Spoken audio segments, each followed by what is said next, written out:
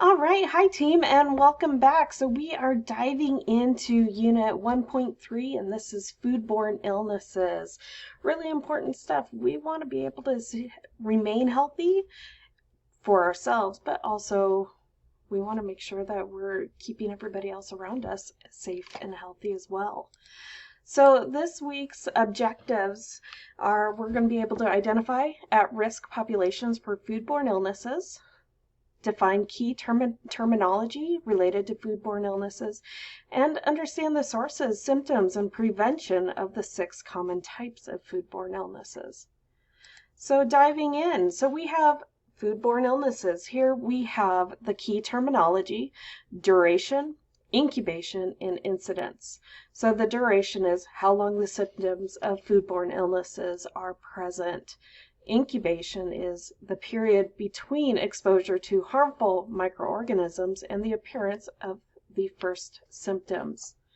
And incidence, the number of new cases of foodborne illness in a given population during a specific period of time. And that's kind of along the same lines as this pandemic, as we're in this COVID-19 era, the incidence. So at-risk populations, and we went over this last week with at-risk populations, but I just want to really recap on this. An at-risk population includes any group of people who may be more susceptible to more serious symptoms or side effects from an illness than the general population. So food safety implications are extra care should be taken to ensure that at-risk populations do not contract foodborne illness, so such as infants and young children, pregnant women, older adults, and people who have certain diseases such as HIV, AIDS, chemotherapy. It's just the bodies of these people, they're not able to effectively fight off of these illnesses that otherwise a healthy person can. So the first common foodborne illness is the norovirus. The norovirus is sometimes called the stomach flu. Although it's not related to the flu, the norovirus spreads extremely easily through food surfaces and droplets in the air, coughing, sneezing, etc. Much like the pandemic, how quickly people can get sick so easily just because of being airborne. So the sources of this is raw oysters, shellfish, coleslaw, salads, baked goods, frosting, contaminated water and ice, and person-to-person contact. The incubation is 1 to 2 days after ingestion, and symptoms are diarrhea, nausea, vomiting, abdominal pain, headache, and fever. And the duration of this is 1 to 3 days. So at least 50% of all foodborne outbreaks are from norovirus. Our second foodborne illness is hepatitis A. These sources come from raw produce, contaminated drinking water, uncooked foods, and cooked foods that are not reheated after contact with an infected food handler, shellfish from contaminated waters. So the incubation of this is 15 to 50 days. So the huge span of time, I can't even remember what I've done yesterday. So on average, about 28 days. Symptoms are diarrhea, dark urine, jaundice, flu-like symptoms, fever, headache, nausea, and abdominal pain. The duration, get this, from 2 weeks to 3 months. No thank you.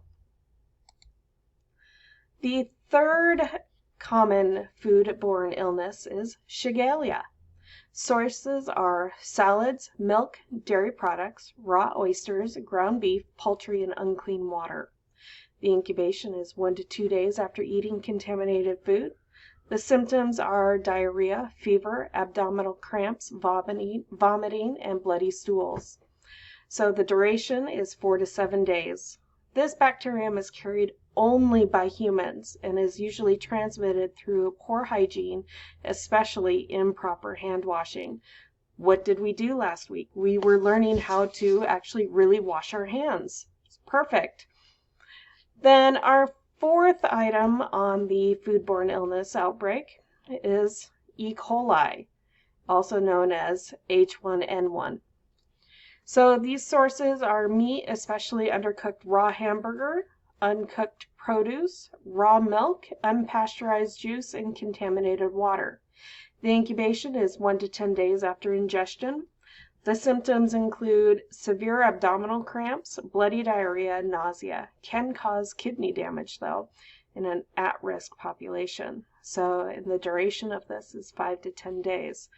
Sounds miserable. No, thank you.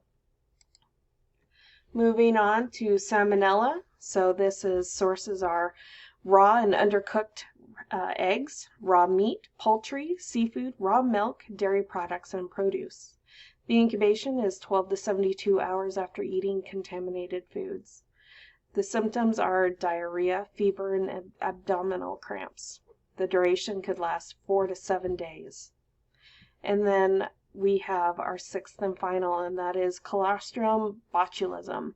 So the sources are home canned and prepared foods, vacuum packed and tightly wrapped food, meat products, seafood, and herbal cooking oils. Incubation of this is 12 to 72 hours after ingestion. Symptoms are dry mouth, double vision, followed by nausea, vomiting, diarrhea. Later, constipation, weakness, muscle paralysis, and breathing problems may develop. The duration, it could take 1 week to 1 full year of recovery. So dented and bulging cans should always be avoided as they are high risk for botulism. So on this slide, in order for the videos that are embedded in this digital interactive notebook, you have to take this and move it and turn it into, go up to where it says slideshow and from current slide. So now all of a sudden my slides are able, so now my slides are able to be watched.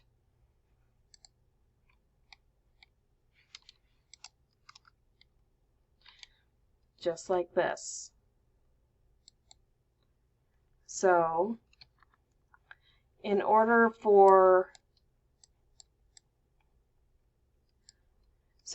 to be able to watch these videos, you always have to go up to slideshow and hit from current slide. And then what you need to write down what it is that you learned from here. So from watching this short 5-minute video, you need to go up and press insert and go over where it says text box and drag and drop your text box, and then this is where you would write.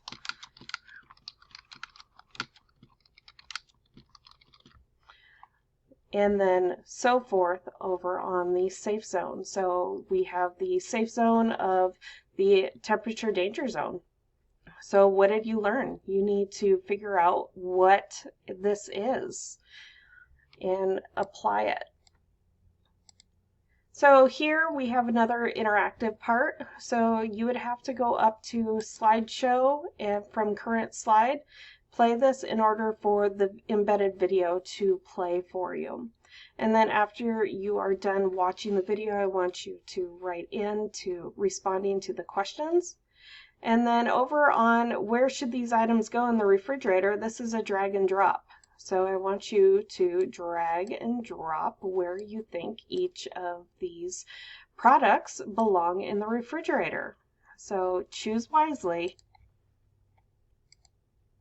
So moving on to illnesses and more FBI foodborne illnesses. So poor personal hygiene plays a major role in any foodborne illness outbreak. So hand washing is a very important part to personal hygiene practices. So the foodborne illnesses are living creatures seen only through a microscope, otherwise known as microorganisms. There are 5 types of microorganisms. There's a virus, bacteria, toxins, parasites, and fungi. So bacteria is the cause of a majority of food poisoning. Bacteria can grow rapidly and thrive in certain conditions we know as, this is a famous acronym that a lot of places, well, all professional kitchens use it, FATTOM. So FATTOM stands for food, acidity, time, temperature, oxygen, and moisture. And we're going to go through that here. So food for F of Fat Tom is bacteria needs nutrients like carbohydrates and proteins to survive. A for acidity is bacteria grows best in foods with little to no acid. T for time, bacteria needs time to grow. The more time bacteria spends in the temperature danger zone, the more opportunity they have to grow at unsafe levels. Then we have T for for temperature. Bacteria grows rapidly in the temperature danger zone from that 41 to 135. They grow even more rapidly at the 70 to 125 degree. So temperature danger zone is 41 to 135. Don't leave food out for more than 2 hours. TDZ stands for temperature danger zone. Keep foods hot. Keep cold foods cold. And then we have O for oxygen, and that is where some bacteria needs oxygen to grow, while others grow when oxygen is not there, like cooked rice, untreated garlic, and oil mixtures, and temperature-abused baked potatoes. And then finally, M for moisture. Bacteria grows well in food with high levels of moisture. Bacteria will grow well in food with a water acidity or activity level of 0.85 or higher. So in this slide, this is the 8 common FBIs. What I want you to do here, I want you to go up and I want you to search the internet, research images of FBIs. What do they look like under the microscope? Copy and paste those images that you find on the internet, and I want you to drop them in the correct box where it says image here. I want you to find a picture of norovirus, that bacteria that's under the microscope, and I want you to copy that and paste it here, okay? And so forth. Salmonella, Staph, perfringens, Campylobacter, E. coli, botulism, and Listeria. So on this slide, we go a little bit more into E. coli, but I will let you read that and be able to answer this. And then on these 2 slides, you'll have to go back up to slideshow and go to play at current slide so you can watch these embedded videos so that you can answer these questions. So this video is all about E. coli, so you'll be able to answer those questions here. And then this embedded video is about botulism, and you'll be able to answer the questions from watching this video. Be very careful about what you're listening, but with what you're watching. It's imperative that you pay attention. Then we have another video on salmonella and being able to answer all of these questions. Again, you'll have to go back up to slideshow, play from current slide to be able to watch it. Then another foodborne illness, and that is staph. So I go through here and you'll be able to answer what is staph and how can you get staph and how can you prevent staph. Now we have another embedded video that you'll have to go up to slideshow, play from current slides again. Take your notes because I watched this video all the way through, and it's about an 11-minute video, and you will be able to answer all of these questions. Now another video, foodborne illnesses shopping trips. So I want you to go to slideshow again, play from current slide, and be able to watch the video, and you'll be able to answer all of these questions. And then our last slide before your major project for this week is chasing outbreaks. How is our food safe? Here's another short video on what took place in 1993, Jack in the Box. I remember this. I was 13 years old when this happened, and it happened in Bellevue over in Western Washington, where I was living. I was a young girl at this time. And I remember this. This was hot news about Jack in the Box and how safe is our food. So watch this short video and be able to answer these 2 questions. And then here is an article that you need to read and be able to answer these 5 questions. And then our last project, I want you to apply what you know. So you've just learned a whole bunch. So this time you are going to go and you are going to click on Piktochart, and you're going to be creating your own interactive poster over one of the 6 common foodborne illnesses. I gave you actually more than 6 if you want to go back to staph and salmonella and many more. So you have a lot of foodborne illnesses to choose from. So you're going to choose one, and you are going to create an account using your school's email address, students at, or whatever your name is, at students.psd1.org. So in the upper right hand corner, you're going to select new, you're going to select posters, and you can choose to use a welcome template, or you could use just a blank template. But this is the criteria of what I am looking for. You have to have the name of your chosen foodborne illness, the number of incidences, the sources, sickness, treatments, preventions, most recent outbreak, and make it visually appealing for all of us. This entire digital interactive notebook is a accumulating project, so this is going to be worth, it's the way our rubric is set, but it's going to be worth a lot. And so please do your absolute best. We could talk more about this in class, but I wanted to get this out there, and so that way you could start working on it. Have a great week, and as always, if you have any questions, concerns, or suggestions, please email me or join me daily for my virtual office hours from 11:45 to 12:45. I hope you're having a great day. Be safe. Wash your hands. See you later. Bye.